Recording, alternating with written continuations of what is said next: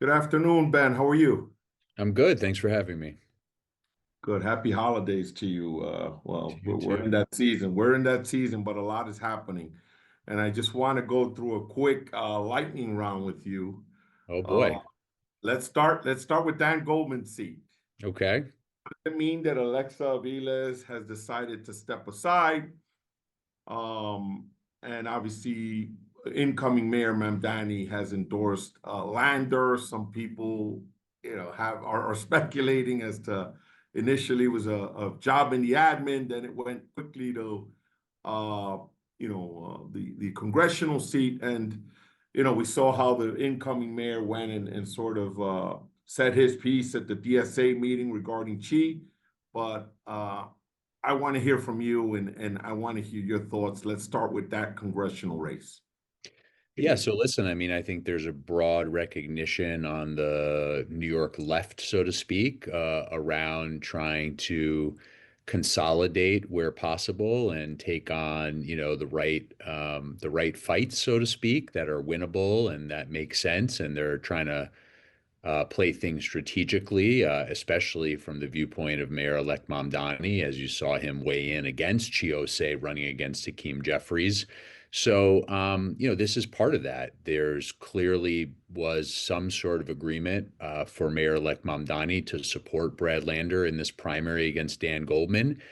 And that led Alexa Vilas, the council member who DSA wanted to back and had already voted to back, to not run. You saw former Assembly member Yuli New, who came in second place to Goldman 2 cycles ago, and when the seat was open, also bow out of potentially running. So this is the broader left getting in line behind Lander, and he launches day one with endorsements from Mamdani, Bernie Sanders, Elizabeth Warren, Jumaane Williams, the Working Families Party. I mean, this is a very powerful coalition for that district, especially the Brooklyn parts.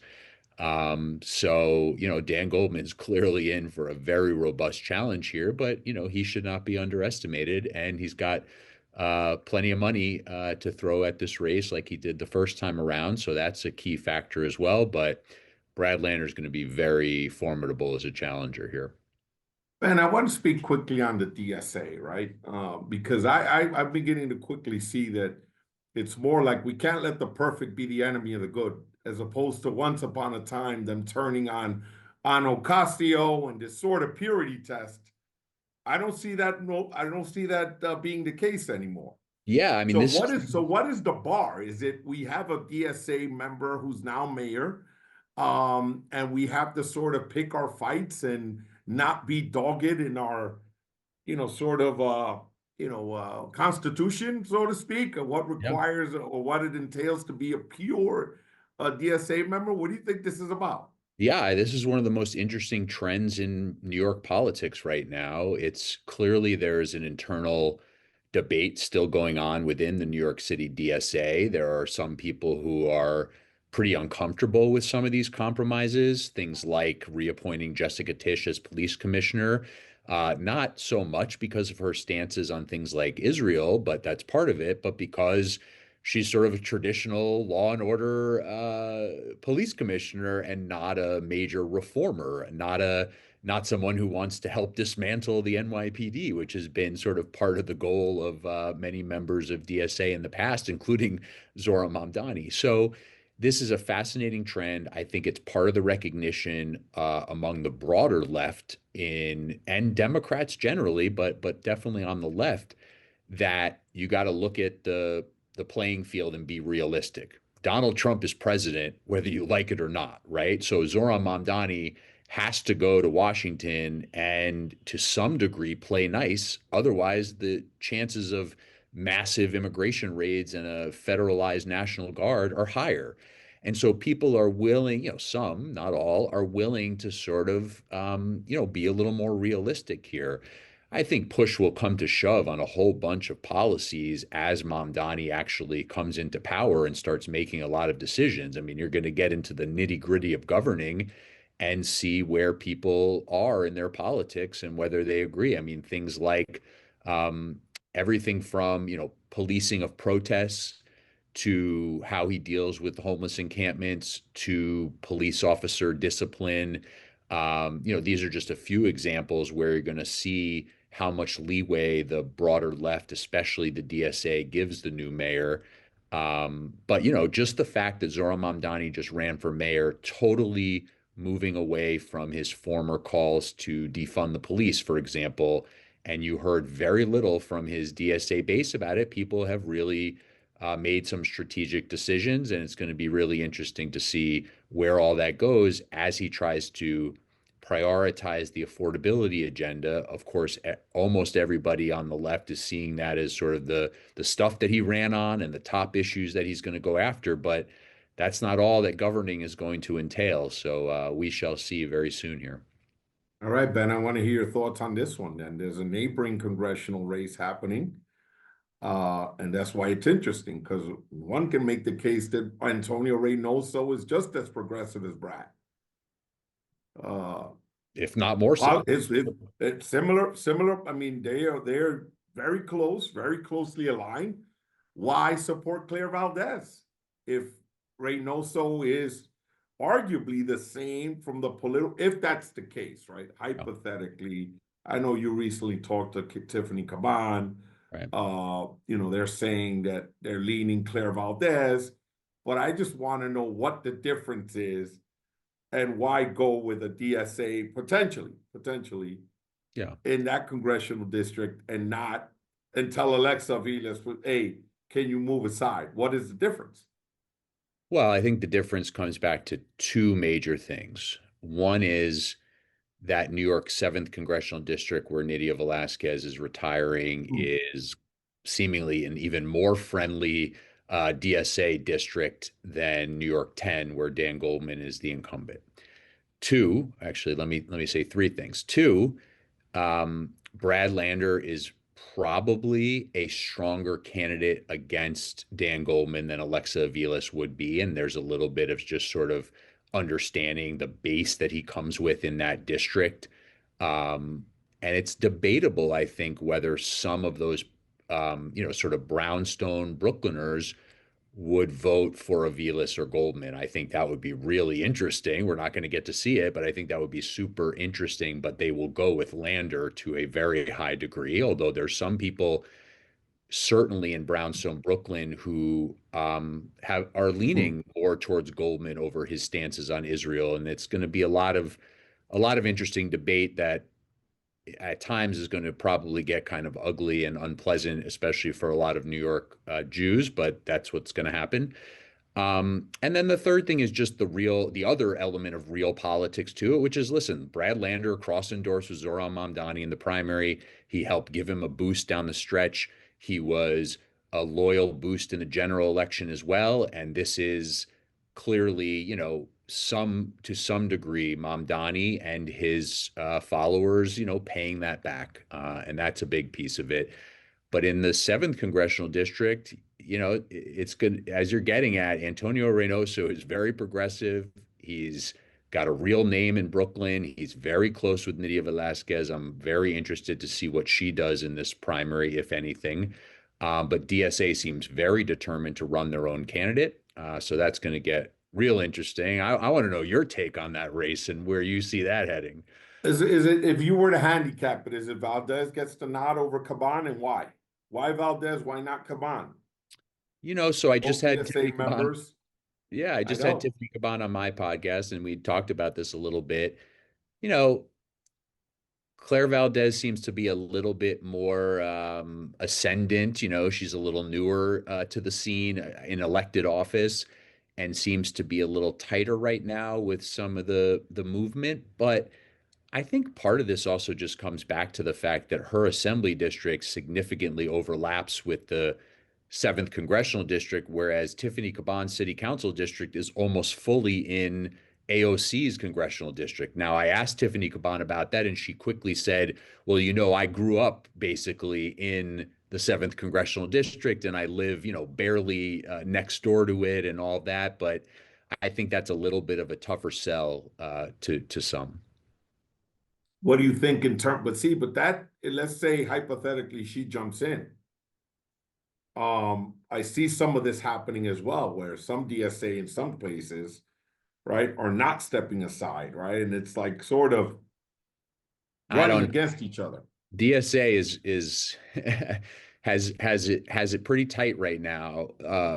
Partly because all of these DSA elected officials have, largely agreed to abide by what the organization decides. That's part of the democratic part of the democratic socialism.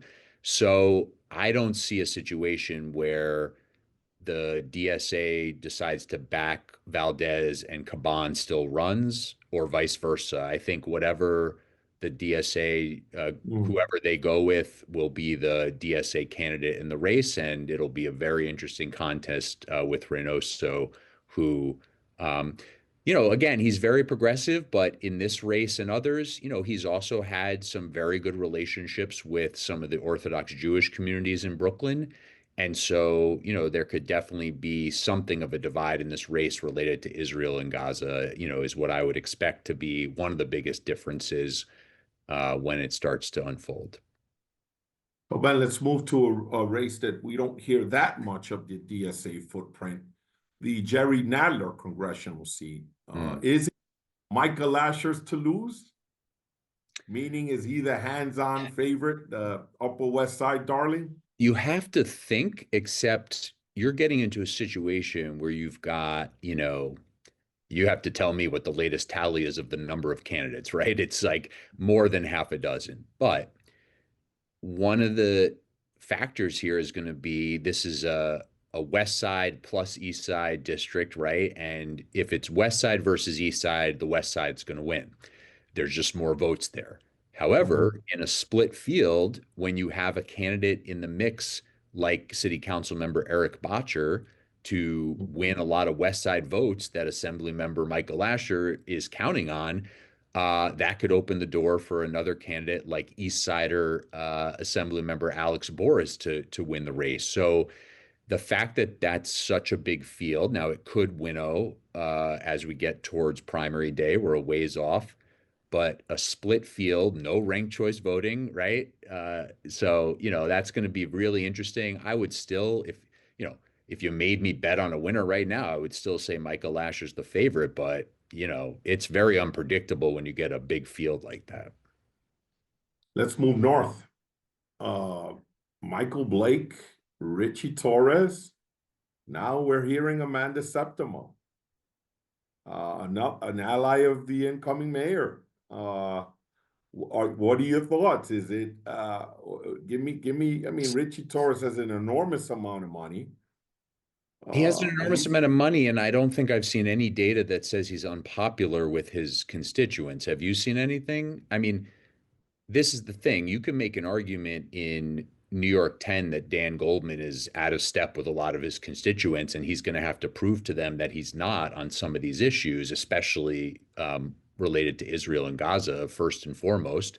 But even though Richie Torres seems to, be sort of an Israel hawk and doing a lot of stuff, with that doesn't seem like his constituents really care that much about it, and people could wonder why. He seems passionate about it, but at the end of the day, I don't know that his constituents are that upset about it, and that's where his challenger or challengers are going to have to make the case. It just doesn't seem like he's unpopular enough where there's this big opportunity to take him out. I'm interested to dig in more of that, and of course, we'll see how it unfolds. But and especially if he's got more than one challenger, then you start to split the opposition, and he's even more likely to win. So, we'll see how that unfolds. But right now, I don't see how that's that winnable of a race for a Torres opponent unless somebody shows me some data otherwise. what do you who do you think is more formidable, arguably, between Michael Blake and Amanda Septimo? Who do you think has the best chance in a three-way race or a one-on-one race, hypothetically? Um, I don't know that I have, he just ran for mayor, so he was out there. She's obviously continued to win her assembly seat, so she's been out there. So people have seen them both campaigning. They've voted for both of them, or at least, New Michael Blake was running. He still has some, some base in the Bronx in his old assembly district and so forth. But I'm not sure at this point who actually is the stronger candidate. I don't know if you feel strongly about one or the other. Ben, what do you think was the ultimate reason why Julie Menin is a speaker and Crystal Hudson is not? And what was the role, if any, of the incoming mayor that you know of? Number one, first and foremost, is Julie Menin worked her butt off for years to build relationships and make her case to her colleagues, and that really matters. Now, that's not it's not the full picture. There's always other factors in these speaker races, but she worked it really hard. She knew she wanted to be speaker a long time ago. And she worked it hard and developed those relationships and put in a lot of work. It's very telling how many also of the new members coming in, and there's not that many of them, but she got all the new members basically who just got elected to be part of her coalition. Now, some of that could be uh, the sort of indication that it's inevitable she's going to win and you're a new member and you want to be with the speaker and all of that, but like she made it work. That's how it goes. So that's one. Two is it's a very progressive city council, but that doesn't mean that it's Yes. socialist, and it doesn't mean that, again, in the general election, this city was split basically 50-50 Mamdani versus non-Mamdani, right? So there's a lot of districts out there that did not support Mamdani, and a lot of those council members were not looking for a more progressive council speaker to partner with him. They were looking for someone a little more moderate and to be a strong counterforce. Now that doesn't mean Menon won't work with Mamdani on a lot. She will, but she's certainly her own more moderate, not moderate exactly. She's very liberal, but she's sort of in that direction. I think those are the two big things. She worked really hard, and she's seen as a little bit more of a counter force and a check on Mamdani. And she's got a ton of experience in city government, and I think that probably appealed to people too. What do you think Crystal could have done more of to pull it Well, off? earlier If work. I mean, this is, like I said, the key to Menon winning. This was the key to Corey Johnson winning when he won. It's the reason Justin Brannan was a favorite when he didn't win last time, but that took some twists and turns. It's early work. But the other thing also is the Progressive Caucus didn't stay together. Menon picked off members of the Progressive Caucus. Mm. So there was something of a failure of the progressive movement in the city. The Working Families Party and others didn't I don't think do the work. And then also, if Zohran Mamdani has started to get involved in this race during the general election, things might have gone differently, right? He was the likely next mayor as soon as he won the primary. Now, he knew he had a fight in the general, so he had to focus on that. But if he had spent a little more political capital in the general election trying to make sure he had Crystal Hudson or maybe Amanda Farias or another progressive as the speaker, it could have potentially gone differently. But I also don't think Mamdani and his people see Julie Menon as that big a problem, and I'm not Mm. sure if they should. We'll see, but they didn't put in that work either. Ben, let's move to the state now. Governor Hochul, now she's getting obviously more folks on the right are coalescing but her numbers are moving in the right direction. I don't know. Have you seen any traction from Lieutenant Governor Delgado? And in your humble opinion, does she just skate into another term? I mean, she's got the money, and her numbers are getting better, right? In terms of right, there was a point where people saw her as she was vulnerable to again a primary. But what are your thoughts on the more recent developments and stuff? And does a Mamdani will do you think does that stick? Meaning, I'm pretty sure they're going to bludgeon her right in other parts of the state with a perceived allegiance with incoming Mayor Mamdani, right? So here's a couple things that I think happens, and again, we're talking here in December, so could Yeah, it's change. very early, very early. Well, but it's only, it's 6.5 months till primary day, right? So, um, First on the primary, Antonio Delgado has gotten a few endorsements from a few, left wing groups. Some of the environmentalists are very upset with Hochul about the gas pipeline, and they'll probably go with him and things like that. But I've seen very little indication that there's going to be any big progressive movement behind Delgado. Listen, one of the biggest gifts politically to Kathy Hochul is that Donald Trump is the president. It just totally takes the air out of the possibility of a progressive challenger to her.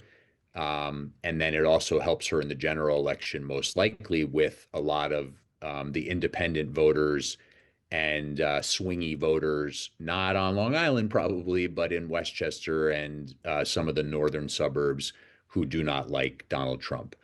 Um, on the Mamdani issue, this is the big bet that Hochul made endorsing him in the general election. Her big bet is the Republicans are going to use Zohran Mamdani against me no matter what.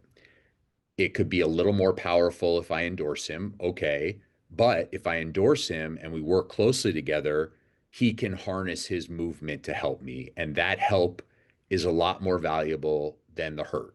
And that's the calculation. Will it be true? We'll see.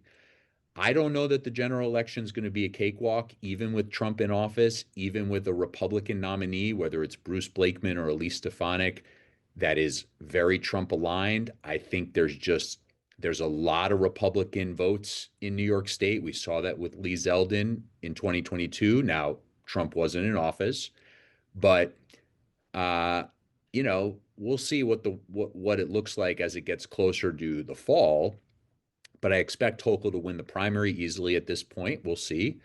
And I don't think it's going to be a cakewalk in the general, but she's clearly a strong favorite, especially if Donald Trump stays unpopular, broadly and especially among independents. Ben, let's talk about transition. What are you hearing and what are your thoughts so far on some of the decisions the incoming mayor has made?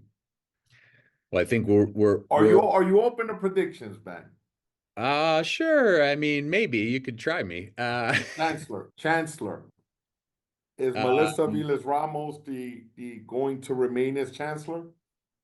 Similar to Police Commissioner Tisch? See, this is the problem. To do the two biggest appointments that are not deputy mayors as holdovers, it starts to, it'll develop a narrative that he doesn't want, I don't think. Can you get past that? Absolutely. But I don't know that, he and his team will love the idea of there being this narrative that on the two biggest commissioner positions, he's keeping Eric Adams' people. So we'll see. If that wasn't the case, I would think he would keep Chancellor Vilas Ramos on for at least a while. And I think he still might, or at least through this school year. So, that's the tricky thing about a mayoral transition in January. It's right in the middle of the school year. It's good to have continuity leading the school system. So I don't know what's going to happen there, but I think there's a chance that he at least waits a little while to name a chancellor. But, he might decide he just wants his own person. So we'll see on that.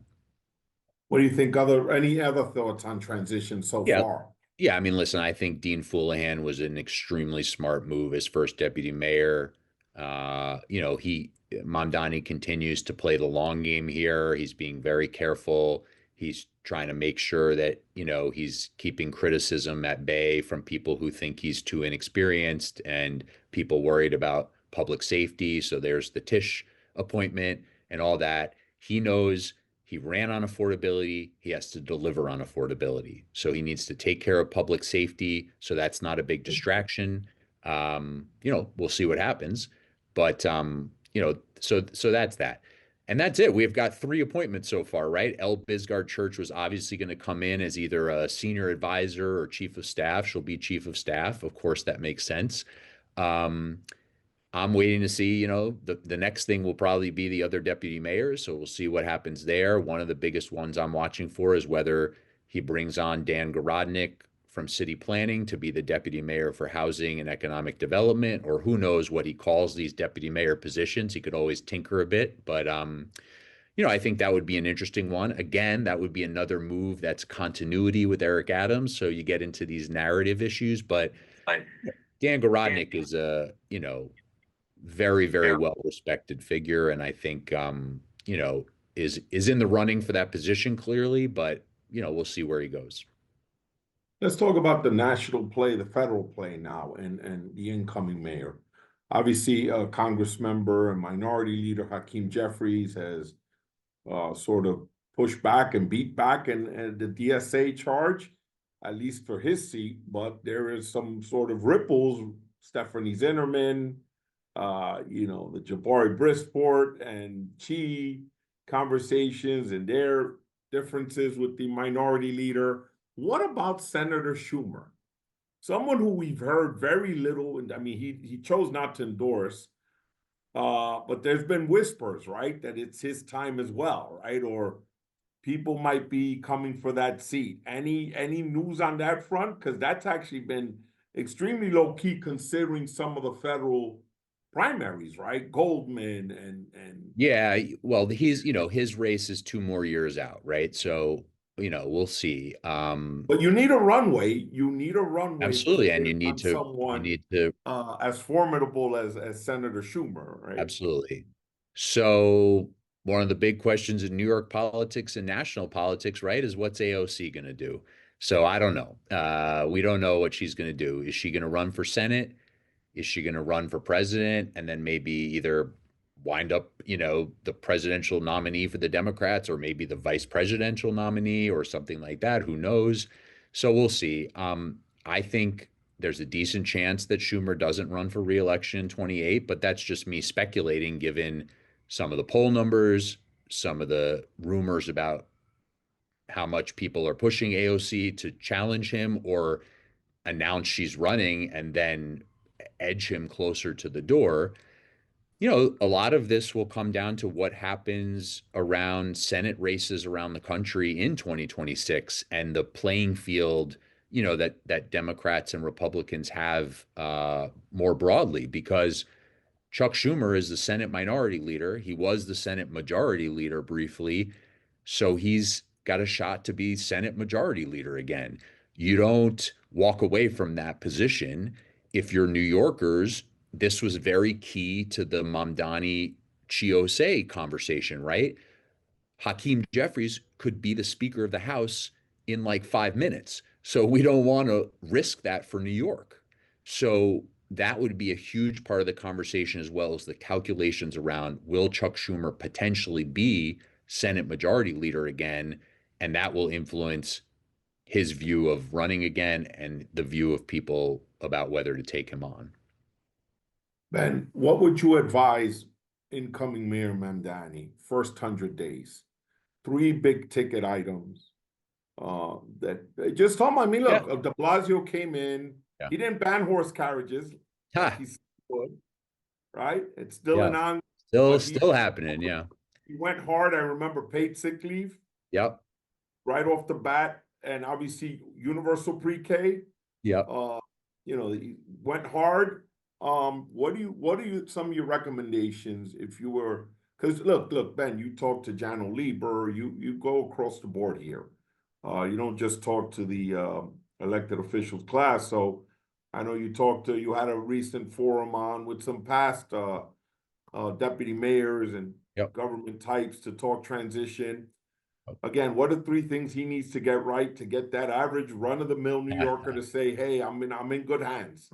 The Well, world's not coming to an end here." well, you just got a really good one, right? I don't think he's going to try to come in and ban horse carriages, but one of the biggest things is don't get distracted with something that isn't, broadly as important as other things are to New Yorkers, right? So he seems to understand that very well. That's part of how he organized his whole campaign around these affordability issues because they impact so many New Yorkers, right? So stay focused is a key one, which I think they don't need my advice on that, right? But that's such a key one to not get involved in some of these sideshows. And I think, that's part of how they're approaching some of these congressional races too, is being careful about where he's going to play, and how much he's going to focus on the political side of things. But the appointments are so key. setting up the government right, making sure that you have highly experienced, qualified people at these agencies. And so the biggest concern there is, does he start to appoint people more because of, past ideological alignment than their qualifications for actually running a city agency and being able to deliver services or manage well? You can bring some of those people in as policy advisors or, uh, part of the leadership team at a city agency, as long as the commissioner you're hiring is okay with that. You don't want to set that up for bad blood, but you have to be really careful about some of the hires. And we saw Eric Adams, of course, shoot himself in the foot with some of his sort of crony hires that were deeply mistaken. Now, I don't think Mamdani is going to do that, but he's got other considerations on that.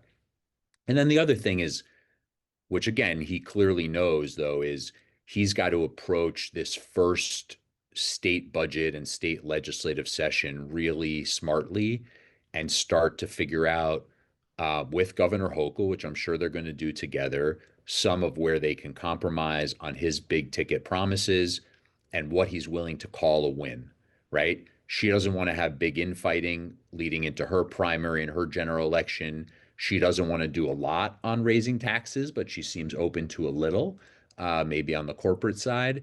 So he needs to figure out, what are we getting as a win on childcare? What are we getting as a win on some kind of step towards free buses? Maybe it's another new pilot program, but it's multiple lines in each borough, not one line like the past pilot program, right?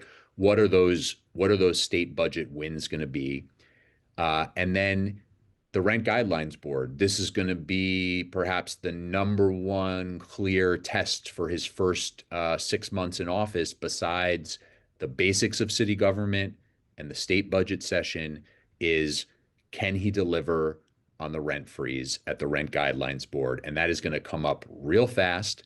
And that is going to be one of the most interesting things. I interviewed one of the public members of the rent guidelines board. So there's 2 tenant representatives, 2 landlord, and 5 public members, all appointed by the mayor. And what this housing expert, Alex Armlovich, told me was, he's skeptical of rent freezes when the economic data doesn't point to it. But if Mamdani is smart around other things that he works on to help landlords with their costs, it makes the justification for a rent freeze at the rent guidelines board more palatable. So there are very interesting tests in front of Mamdani about how he balances delivering on that promise. And that again comes back to whether he can be smart about some of the other pieces on the field, working with the city council, working with the state legislature, working with the governor. Last 3 questions. Oh boy. Okay. Up or down? Does State Senator Jessica Ramos lose her Senate seat to Oof. Assembly Member Jessica Gonzalez Rojas? Oof. That's Uh, another part of the collateral damage, so to speak, right? yep. Of the decisions or the endorsements that came out of the primary. How would you handicap You it? know this district better than me. What do you say? No, wait. This is your show. You don't have to answer. And Listen, that's one of the things of being, having a podcast, right? You can make yeah, a. no, Go ahead. I'm here to sorry. answer the questions. No, it's okay. I wanna sort of go out on a limb here and say I think Ramos keeps her seat. Um, Hmm. it feels like, when I say go out on a limb, it just feels like, there's so much momentum building behind Gonzalez Rojas that will overwhelm Ramos. But again, that's like, how much did these endorsements matter? I don't know. We'll see. If Zohran Mamdani comes in big for Gonzalez Rojas and his operation and the DSA, then probably she's going to win. So I should, really qualify that. The issue here is just, why, like, what's the argument against Jessica Ramos? She endorsed Andrew Cuomo in the primary. Okay, but what about her record? Is there anything in her record other than that she doesn't always play nice in the sandbox that is the reason that she needs to go? She's got an incredibly strong policy and budget record. So this is the case that I still don't hear against her is like, what's really the reason for unseating her? The main thing that her opponents say is she doesn't get along well with others. Now that can matter in policy, but she's still got all these policy accomplishments. So, I want to see that one play out. I know I started by saying I'll go out on a limb and say she keeps her seats, but obviously it almost keeps her seat. But it does feel like she's going to be the underdog in her reelection bid. So we'll see. I would say this, and I will sort of chime in. All right. There's an old song by the OJs called "Where Are All My Friends?" Yeah, Now this begs the question. You're the labor chair, and she's done a lot for labor. exactly. I'd like to see where they land on this, right? And whether they reciprocate the sort of love she's shown them, right, throughout her time as labor chair and in the state senate. But Yep. we shall see. Yep. The other part is, have we seen the last of Andrew Cuomo? There were rumors that he might be even running for governor. Oh Uh, boy. he sent out a letter about the state of the party, and have we seen the last of him? No, I'm gonna say we haven't seen the last of him. Interesting. That's all I got for it. I don't know what he does, but hey, listen, Mm. he What do you think is his easy? What do you think is the path of least resistance for a reemergence? If you were advising Andrew Cuomo, let's say he asked Ben Max, how do I get back in the game? How do I get elected to something? And what do you think is his easiest path? state controller, Hmm. you know, Wow. Tom DiNapoli's got three challengers and counting, so jump into that race and just sail on name recognition and uh, his base that, he sort of still has in the city, especially. I don't think he'll do that, but, I haven't thought about this enough about whether he'll look at the governor's race and see the primary with Hochul and Delgado and think, there's a way that if it's three-way, he can win it. I mean, listen, he just got beat by Mamdani twice, but he got a lot of votes. He really did get a lot of votes. So, as much as I've been, you know, everywhere I talk about him in the race, very clear that he's got a lot of very real baggage, very real questions about his background that are not, you know, all political as he likes to claim. He's still got a lot of votes. So if you're a politician, you think about what to do with those voters as soon as possible before they Yeah, forget. yeah, yeah. And draw the distinction. City votes. That doesn't include Nassau, Suffolk, right? Other parts of the state or suburban, Westchester, Rockland, and other places. So But that doesn't mean those are his voters, really. There's a percentage that are, but a lot of it was anti-Mamdani, right? So, mhm. every election's about choices and the candidates. So I don't know how much of that vote, but that's part of Hochul's calculation with the Mamdani stuff. She needs those Mamdani voters in the city because she doesn't have a base in the city. And that's been one of her weaknesses. So Three most influential books you've ever read. And where does Ben Max get his news? What informs Ben Max when he's prepping for these conversations? I know it's a two-pronged question, but what are the three books that have shaped the way you view well, the let me world? start. Let me start with the latter. So I am. I mean, I'm sort of all over the place. I try to read as much as possible, and I do it both, news publications and articles, and then I do as much as I can of like the primary sources, right? So I read as much as I can the actual legislation, which is hard sometimes because it's time consuming and it's a little, sometimes in a little bit of complicated language. But I really do try to read the direct source when possible, and sometimes it's very accessible. I try to read the government reports. I try to read the press, releases with the reports and all that to try to see exactly what's coming from the elected officials and the government offices and all that. And then I also read, the news coverage in places like Politico and City and State. And, I don't want to leave, city limits and Hellgate. Yeah, And, yeah, yeah, I I get could it. go I down get the it. whole Yeah, I list. get it. Yes, There's yes, so many correct. good ones. But I do really try to, like, so right now I'm preparing to do an interview related to Airbnb. So I'm trying to read all the relevant Airbnb legislation of recent years to actually know what's in the laws, you know? Um so that's, that I don't know, most influential. I didn't, unfortunately, I know you've asked people this before and I really should have thought about it. I don't know why I All didn't right, on the books. Let me say, I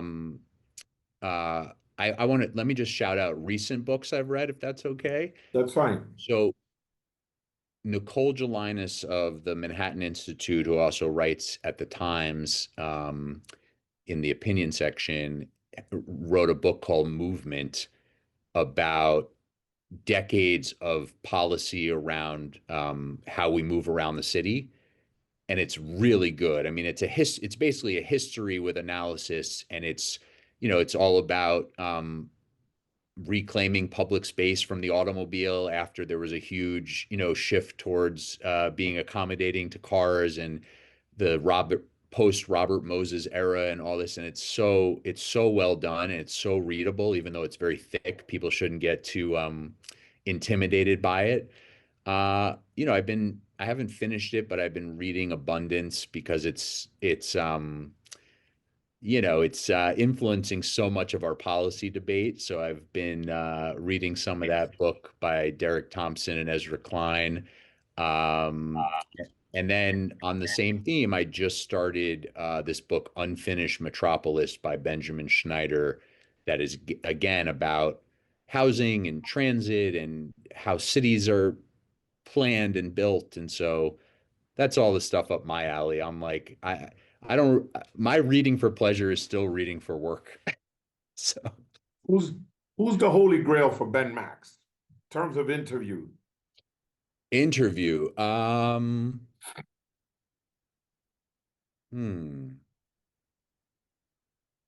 I'd like to interview Mike Bloomberg. I haven't interviewed him. I would love to get an Ooh. interview in with him. I haven't really tried in recent years, so I should ask, but I'd really be interested in his reflections if he'd speak candidly about, his mayoralty and then what's come since. He obviously weighed in on the mayoral race to back Andrew Cuomo, even though I think he had a lot of skepticism about Cuomo. He obviously was not a Mamdani fan, but I'd be really interested to talk to Bloomberg about some of the reflections on his 3 terms, plus, a real conversation about the de Blasio years and the Eric Adams years, and, what we've learned and all that. So that would be a good one. Any person that you've interviewed that has impressed you or punched above their weight or just you were Oh sort of man, a taken lot of aback a by their lot of just people, you know, intellectual or not that understanding of policy and politics? yeah, not that I'm at all trying to push for her or anything, but I had the school's chancellor on the podcast in September, and I did not know her, which is unusual. Like, I usually kind of know, some of these people before I interview them. I didn't know her, and she really impressed me.